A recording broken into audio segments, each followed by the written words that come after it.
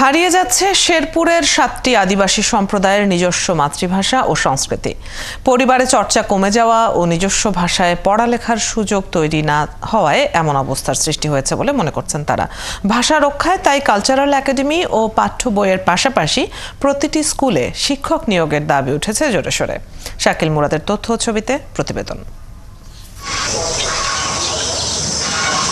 শেরপুরের শ্রীবর্দী, ঝিনাইগাতি ও নালিতাবাড়ী উপজেলার সীমান্ত জুড়ে আদিবাসী 7টি সম্প্রদায়ের 62,000 মানুষের বসবাস।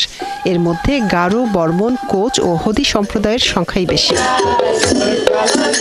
একসময় এসব সম্প্রদায়ের নিজস্ব ভাষা ও সংস্কৃতি থাকলেও সময়ের সাথে তাল মিলিয়ে চলতে গিয়ে এবং নিজেদের চর্চা ও পৃষ্ঠপোষকতার অভাবে সেসব ভুলে গেছেন আদিবাসীরা। আমাদের ভাষা তো দিন দিন মনে করে হারিয়ে যাচ্ছে। এখন আমরা স্কুলে যাইতে হইলেও আমাদের ছেলে মেয়েদের ওই বাংলা ভাষায় লেখাপড়া করতে হয়। আমাদের যেমন সাংস্কৃতিক অনুষ্ঠান, আমাদের যেমন বড়দিন উৎসব যেমন হয়, তখন আমাদের ভাষাতে কোনো গান বাজনা হয় না, বাংলা ভাষাতে শুধু গান বাজনা হয়।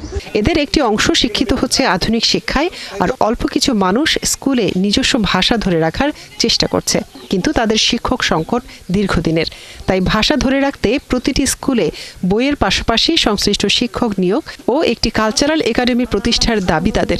পূর্ণিমা আসলে আমার বসে আসলে মানে অনেক ফুটি করতাম, তারপর গান বাজনা করতাম। এখন তো আগের মতো নয়। যেমন জামা কাপড়ের আমরা হলো পেরন বলি, ডাবকা বলি, তারপরে তরকারি, ভাত খাওয়া তরকারি বেজুন বলি, ঠিক আছে? এগুলা ভাষা এখন আমগর বাচ্চা কাচ্চারা বলে না। আর আদিবাসী নেতারা মনে করেন আদিবাসীদের মাতৃভাষা, সংস্কৃতি ও ঐতিহ্য টিকিয়ে রাখতে সরকারি সহযোগিতার প্রয়োজন। ন্যূনতম 5ম শ্রেণী পর্যন্ত তাদের মাতৃভাষায় পাঠ্যপুস্তক প্রয়োজন। পাশাপাশি এদের সংস্কৃতিকে ধরে রাখবার জন্য অবশ্যই একটা কালচারাল একাডেমি প্রয়োজন। শিক্ষক সংকটের কথা স্বীকার করে প্রয়োজনীয় পদক্ষেপ নেওয়ার কথা জানান প্রশাসনের কর্মকর্তারা। ট্রেনিং দরকার শিক্ষকদের, তাহলে তাদের ভাষায় তারা পাঠদান করতে পারবে আর কি। আর শিশু জরিপটাও আমাদের একটা আছে, তবে আরেকটু হালবিল জরিপ আমরা করে নেব। ক্ষুদ্র নৃগোষ্ঠীদের ভাষা এবং সংস্কৃতি রক্ষার জন্য শেরপুর জেলা প্রশাসনের আরও বিভিন্ন প্রকল্প, বিভিন্ন পরিকল্পনা রয়েছে।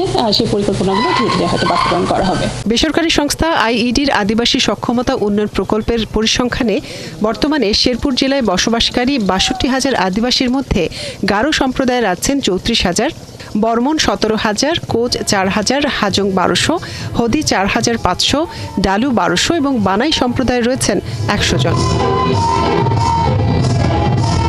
মনিরা কাজুরি, 71।